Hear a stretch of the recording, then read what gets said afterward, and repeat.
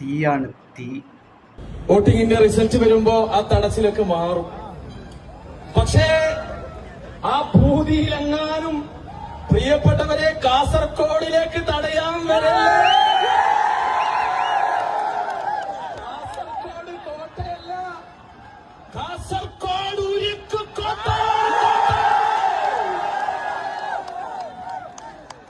ഞാൻ ഉദുമയിൽ പോയി മംഗലശ്ശേരി നീലകണ്ഠനെ കണ്ട് വന്നതാണ്. അപ്പോഴാണ് പറഞ്ഞത് പാറപ്പുറത്തുള്ള കുറച്ച് സഖാക്കൾ നമ്മുടെ ഓഫീസിന് നേരെ വന്നു എന്നുള്ളത്. 4 ഹരിത പതാക